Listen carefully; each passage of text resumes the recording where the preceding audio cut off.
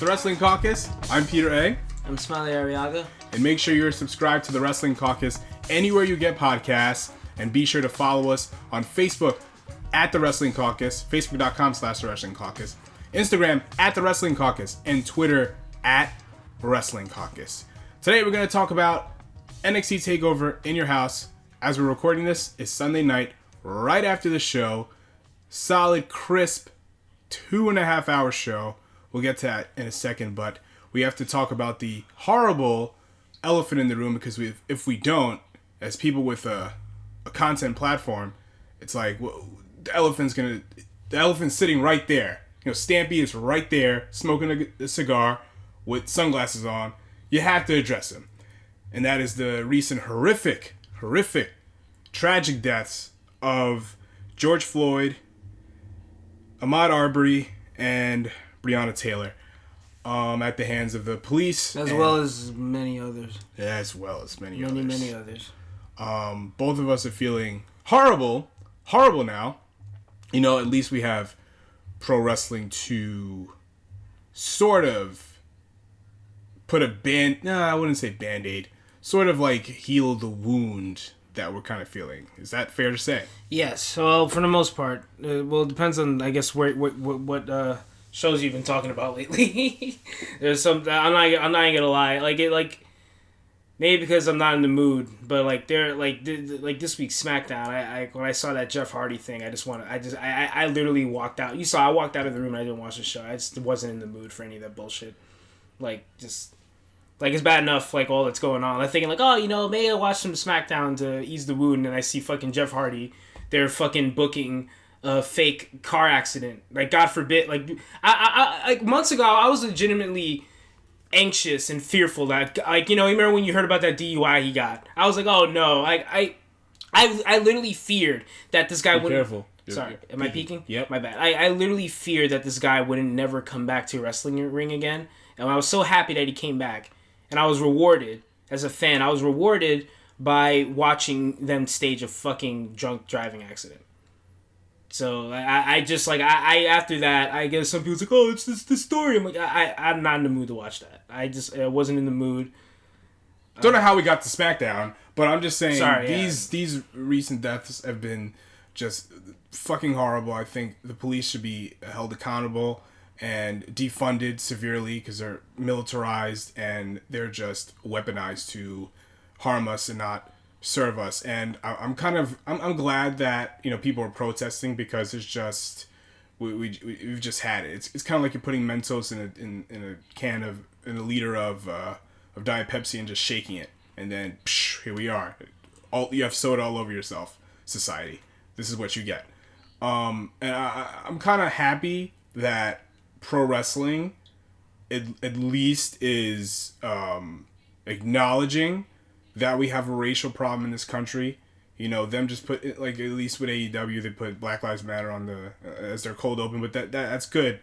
And WWE issuing a statement about how they're standing with their black employees. That's all good and well, but I think more needs to come of that. These are, especially WWE, $1 billion corporation. They, I think they should do the same thing that they do with breast cancer awareness, Make-A-Wish Foundation, Be a Star, the bullying campaign.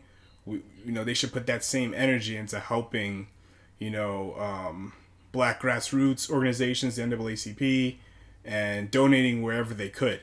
The only time I ever really remember them talking a lot about black history it's on Martin Luther King Day or on his birthday. That's it. And Black History Month, they'll have the black wrestlers go, talk about things that have happened. But I think they should do more regarding that stuff. You don't have to make it a significant part of your programming, but every October your ropes are pink.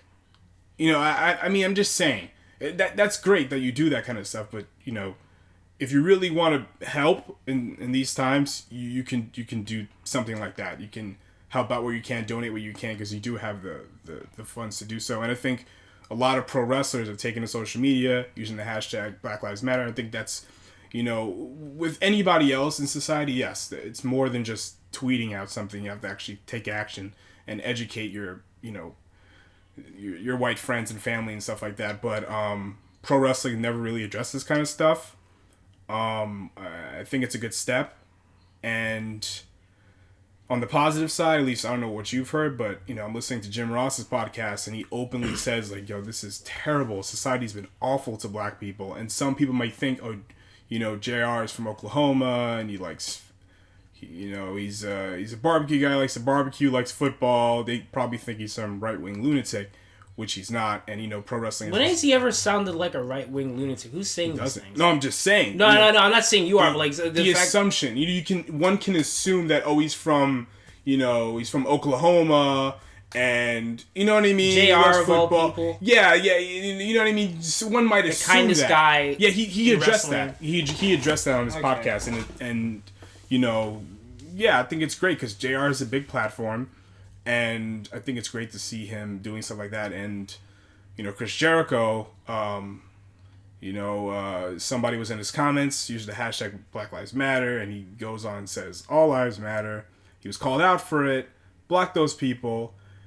Then you know. But you told me the guy didn't even really call him out. He just like told him. He was just explaining to him kindly what Black Lives Matter meant. He called him out. They called him out in the sense that they addressed the fact that all lives matter is terrible. You can't say that shit. And you know, Jericho has a big platform, so you know, Fozzy, his podcast, him as a wrestler, you know, him spewing that shit is awful. But it turns out Jericho is, you know, he's helped out a lot, you know, behind the scenes without actually touting it, which I respect.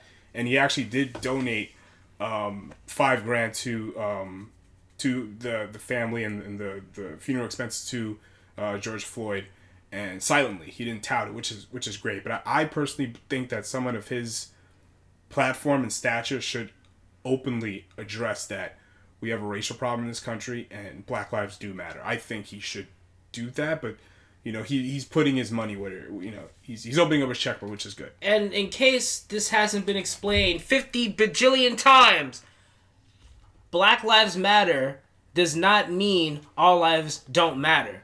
It means that all lives literally can't matter if Black lives don't. Like, I know you've heard the cancer example. You're not going to go to a breast cancer rally and say all cancers matter. You're not going to go to an AIDS fundraiser and be like, oh, all illnesses matter. We know. Like, it's just, like, it takes focus away from the problem. Yeah. And I think, I'm glad that we'll talk about this later, but, you know, Keith Lee, he came out tonight with Black Lives Matter hoodie and Black Lives Matter tights. I don't think this would have happened 5 years ago. I don't think they would have allowed him to do that. But, it's a little too controversial. Yeah, but I'm glad that, you know, he did that, and I hope more black wrestlers do it. I hope more white wrestlers do that shit. But I think WWE as a company, because they're the biggest company and they have a lot of money, and even AEW too, they should definitely do some more to help in this situation to, you know, just do their part financially and, you know, vocally, and use their platform stronger.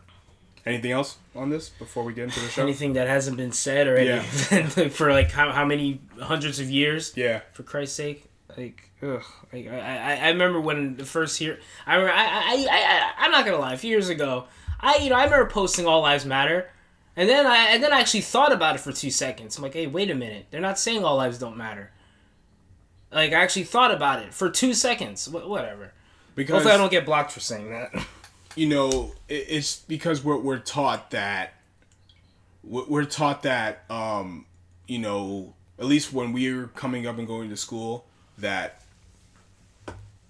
we all should be colorblind and not acknowledge our races, and almost like racism is fixed. You know, we're not segregated anymore. Blah blah blah blah. We were taught to think that there isn't a racial issue anymore. Don't talk about race. Why does everything have to be about race? Why are you playing the race card? You know, yeah, we're all humans at the end of the day. But we need to acknowledge our differences. We need to acknowledge that because you're black, you are treated differently in this country. You know, and that needs to be said. Even to our young kids, we need to talk about race. You know, we need to. If you don't see color, you don't, like what Cody said. You know, he said that he said to his wife, "I don't see color." But then Brandy was like, "If you don't see color, you don't see my experiences." And You don't that's see 100% you don't see true. my struggle. Exactly. Yeah. Like Yeah. Jesus, like I mean, I don't like Cody even Cody realized that, and I you know I love Chris Jericho. Like I you know that's why it hurts. It hurts when like you know it. You know, like I when you see him get like get mad, like when people like don't like hearing All Lives Matter. Yeah. You know. So, all right, let's talk about the show now. NXT Takeover in your house. Overall, I thought it was a good show. What'd you think? Oh, it was pretty awesome. Like the 6-woman tag was really good. Keith Lee versus Gargano was freaking excellent. I love that. Ciampa and Karrion Kross, I did enjoy, even though I don't know why that won after the NXT title match. I love the NXT Championship match. Velveteen and Adam Cole was great. That was great. And the main event was good. I just thought the NXT title match probably should have gone last. I'm very, very happy Io Shirai won the title. I was angry. I was upset. Like finding out the women's title was the main event, but then when I saw Io Shirai win, I was very happy. An NXT star win the NXT Championship is good to see.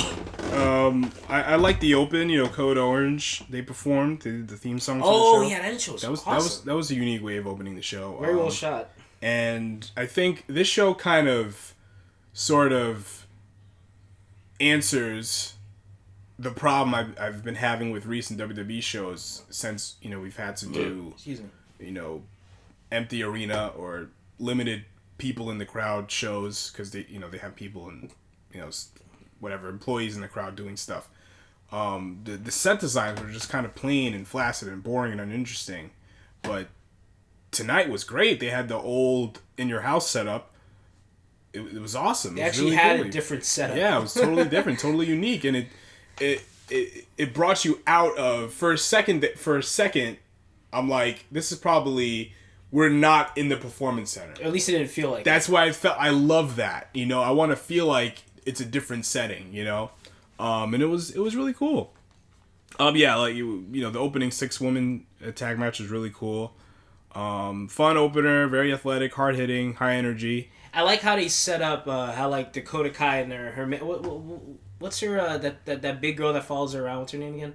Raquel Gonzalez. Yeah, I like how they set up how like Dakota's recklessness, how like she like almost kicked her in the face or kicked one of her partners in the face, and like her like she like the other girl was like, hey, be careful, and at the end Dakota wasn't careful and accidentally kicked her in the face. I kind of set that up. And they kind of set up a possible future match between Candice LeRae and Mia Yim, which is really cool. And yeah, all these ladies did really well. Shotzi Blackheart, Tegan Knox, Mia Yim, Raquel Gonzalez, Candice LeRae, Dakota Kim. Yeah, good stuff. Very fun, quick. No filler. A lot of the show was just all hit, no miss. You know what I mean? Yeah, it was all like very straight all to the killer, point. no filler. There was no meandering. Yeah, it was really good. Damion Priest and Finn Balor. This was a really good match. What'd you think? No, like Finn Balor is incredible, and Damion Priest, like he's a great worker. I don't know what the hell his character is. I really don't care for what his character is. No idea. He's a demon who's an archer who likes to party, and he goes to rooftop parties, but he's evil. I don't get it. I don't care for his character really at all. I don't. He loves archery. That we know. Yeah, he lights up his Titantron on fire. Yeah, maybe they should show him. Do some vignettes with him shooting flaming arrows at a shooting range. And like against a pile of sticks that all say Damion Priest, he lights up the fire. Yeah. And I don't know what's wrong. I don't know what was wrong to name Punishment Martinez, to be honest with you. No clue. But I thought Finn Balor's great. Yeah, Finn Balor's goes without saying. They told a really good story. Damion took a lot of the match, and then it kind of led to a big comeback from Finn Balor. And I love this the steel step spot where Damion had him up for a powerbomb, and then Finn Balor reversed it. And what do? He drop kicked him. No, he elbowed him. He gave him a forearm. Forearm. He took a boom bump on the steel steps. I thought it was really cool. And then right after that, Finn does the double foot stop right to the back of his neck, right to like his upper spine. Like I thought he was gonna hit it with the DDT as well. Like that would have been a crazy. The finish was still amazing though. Yeah, it was great. Finn Balor does not disappoint. Yeah, good stuff. Like, I was saying when he's allowed to do his thing, he never disappoints. Johnny Gargano and Keith Lee. Oh man, this was great. It was very, very, very simple match. I loved all the shots of Johnny trying to. Yeah, I love the fact how Johnny came out of the door as if because like this is his house. Yeah, it was in the picture of Michael Hayes. Yeah, I was thinking, wait, is that his father? I'm like, what the hell? I know his dad was a pizza shop. Like his dad looked strangely like Michael Hayes. That was really cool. I love the shot of Gargano trying to get back into the said house, and you see this Keith Lee like gooning up on him. It was stupid because he had the key, and he could have easily went through the curtains because Finn Balor came out through the curtains. So Johnny Gargano was a moron in that moment. But they told a cool story. He had the key, and then he took the key out after Mia Yim and Candice LeRae continued their brawl. Candice kind of distracted the ref, I think so, and that led. Well, they both distracted the ref by beating up each other. That was good. Yeah, and Johnny hit Keith Lee with the key like he did on NXT, which was really cool. Super kicked him like a lot. He gave a barrage of super kicks. Yeah, it was a fun match. Keith Lee was a cool big man, throwing him around everywhere, and Johnny Gargano was not doing a lot of crazy moves like he usually does. Just doing what he worked like a classic heel. Yeah, he was working the hand. Yeah. Using the key that was in his pants. Yeah, only doing what's necessary. It was really great. Good stuff. Very good. The Backlot Brawl was next. NXT title match. Adam Cole, Velveteen Dream. I don't know why this wasn't the main event. Yeah, this was everything from start to finish of this match. Even the ending shot of them zooming out. Why the hell wasn't this the main event? I don't know. And oh my god. They had great entrances, Adam Cole came out in the big monster truck and Velveteen Dream came out in the Corvette. I guess it was a Corvette. Morrow made a you said you thought he was gonna come out in a red Corvette, but like the Prince song. Yeah. It was cool. It kind of looked like a Def Jam Fight for New York. Yeah. It was really cool. I don't know what the deal with the Uber gag was. When the women showed up, did somebody call an Uber? Christ. Like I'll get it because it's an Uber. The fuck out of here! Yeah, it's stupid. Jesus that Christ. Was really dumb. But overall, it was very entertaining. Unique setting once again. I like that. This is the time that wrestling needs to be very creative, and they thought outside the box on this one. I thought this was very to the point. Like some of these quote unquote cinematic matches sometimes drag. This was very, very to the point. Yeah. Like, very straightforward. I feel like it was too long. I still think I got why they made the women's title match the main event. The title change and which we'll talk about in a second. A nice celebration. But why have this type of match just stuck in the middle of the card? Like this was like a very climatic match. I don't know. Yeah, it should not have been in the smacked out. It was right before. I think it wasn't even right before the main event. There was another match after that, then the main event. Yeah, and I love Killer Cross and Ciampa, but they should not have gone after the NXT title match. No, I mean I can understand why you have that. Karrion Kross and Tommaso Ciampa match right after, and it was quick and right to the point. It's kind of like it gives the crowd. I mean, if there was a crowd there, it would give them time to kind of exhale a little bit after seeing something so stimulating. But still, it's the NXT title. It should not be just right in the middle of the card.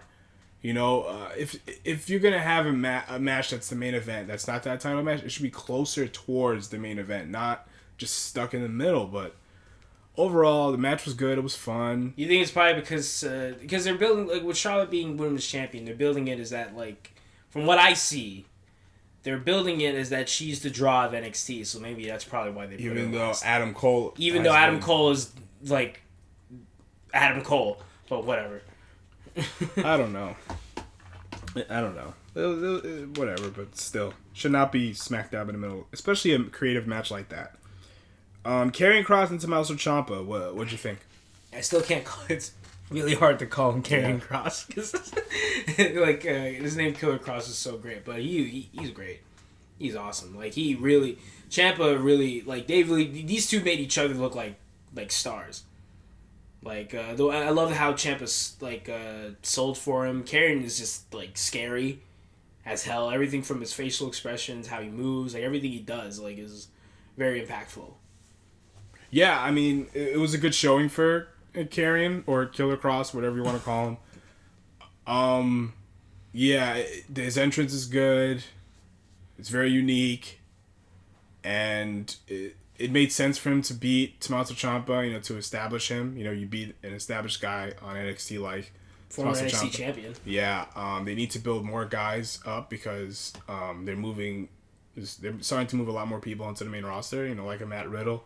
So it's good to have someone that's going to probably carry the torch, if you will.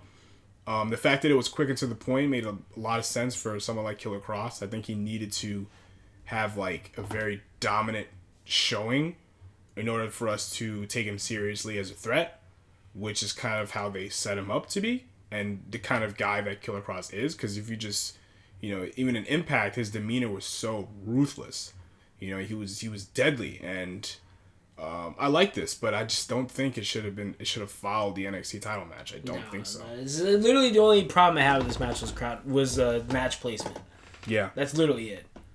Yeah. The main event, NXT Women's Title, Io Shirai, Rhea Ripley, and Charlotte.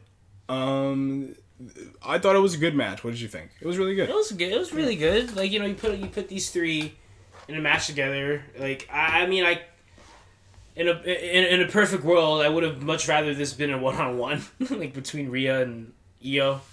Two established NXT people, but I'm glad Io won. I'm very happy Io won. It was a very good match. I like how they built a lot of things, a lot of spots. The finish was great. I did want Io to land her moonsault on Charlotte while she was in the figure 8 position. That would have been crazy. It would have been, let's say if it was a Falls Count Anywhere match and then Io did the dive from the top and that was the finish. From the Titantron? That would be very memorable. That would be great. But that dive was cool that she did. It was nice. When she got thrown through the said glass, I was really in my head. I had it that it would just be a bunch of glass breaking. I was a little disappointed that it was just it just swung open. Yeah. Whatever, can't have it all, I guess. Yeah, I mean, Io Shirai winning is cool because one, she's one of the best on NXT, if not one of the best in the entire company. But I think that it was Rhea's time. I think she needed to beat WrestleMania Charlotte. was Rhea's time. If you really want to go back, if you really want to go, WrestleMania should have been. In fact, the WrestleMania match, if you could have the NXT title match at WrestleMania, should have been between. I thought it was gonna be Candice LeRae versus Rhea Ripley for the championship. I thought it was gonna be at least there's two NXT people. But yeah, I think that Rhea winning would have been huge because of everything she went through to get to the NXT Women's Championship, to overcome someone like Shayna Baszler. And you go to WrestleMania to face Charlotte.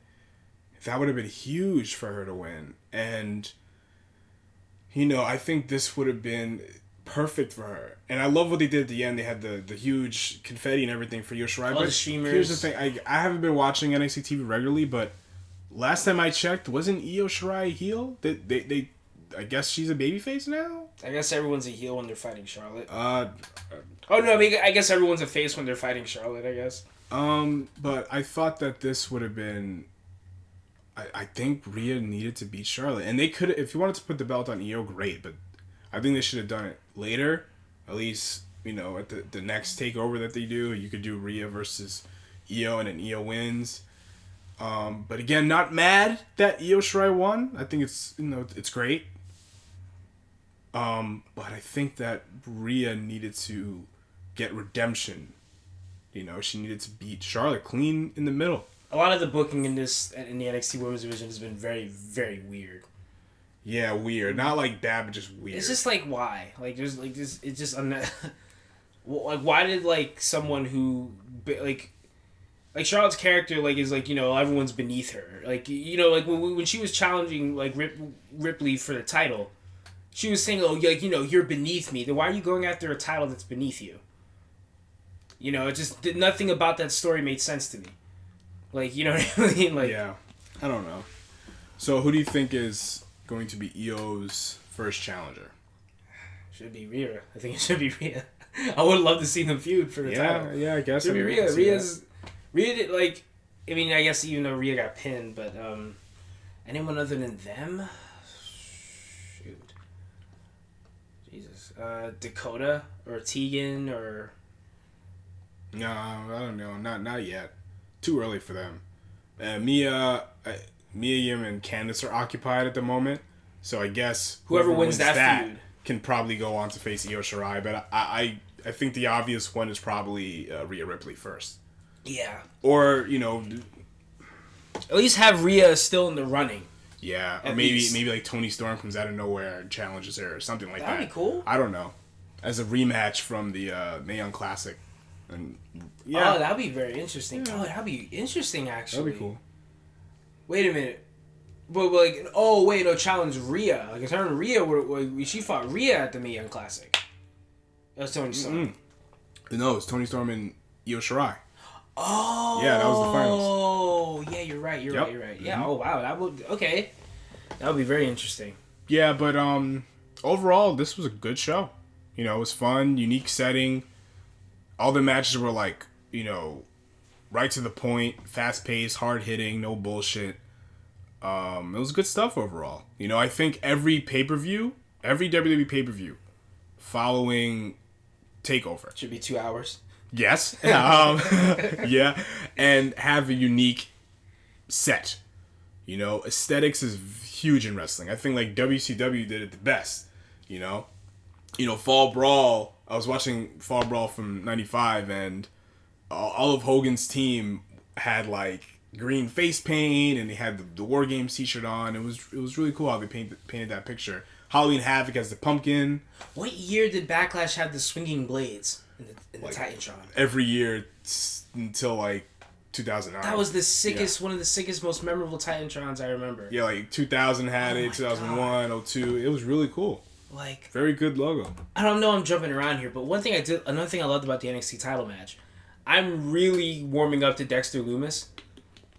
Oh yeah, he kidnapped the Undisputed Era. His theme song reminds me of Mass Effect, but like a crime was committed. Am I crazy? He looks like a freaking hitman. He has the leather gloves, that sick sadistic face. I swear, I thought I thought he took Roderick and Bobby Fish to somewhere to eat them. Yeah. The one thing I will say about this show is that they set up a lot of angles. They kind of made you want to tune in on Wednesday, which is a great thing to do. Yeah, and I don't remember feeling that way with NXT in a while. Yeah, I actually want to watch NXT. But, yeah, good show overall. I do wish NXT was an hour. Yeah, well, that's another show for another time. I wish it was an hour again. The show was very tight, crisp, and I would definitely watch it if you have 2.5 hours to spare. I'm also, one thing I'll say I'm warming up to is the plexiglass. It kind of it makes me think about, like, we were kids, we played foot hockey in school, so like the plexiglass kind of reminds me of, like, you know, a hockey game. Yeah, it's cool. Like a hockey game. It's kind of like, cool. Especially when they like bang against the wall. All right, it's getting late, and this is the Wrestling Caucus. I'm Peter A. Smiley Arriaga. And don't forget to subscribe to the Wrestling Caucus anywhere you get podcasts, and be sure to follow us on Facebook, Facebook.com/The Wrestling Caucus, Instagram @The Wrestling Caucus, and Twitter @Wrestling Caucus. Oh, I was going to say, for those of you who, if for any reason you can't be a part of your local protest, you know, there are plenty of organizations you can donate, you know. Yeah, we'll post some links in the description. So yes. So, yes, Black Lives Matter. If you're protesting, stay safe. Try not to get arrested, and yeah, that's it. Stay safe, everyone. We're still in the midst of the COVID outbreak, so stay inside if you can. Wash your hands. Yeah. Stay sanitary. All right, guys. Later days.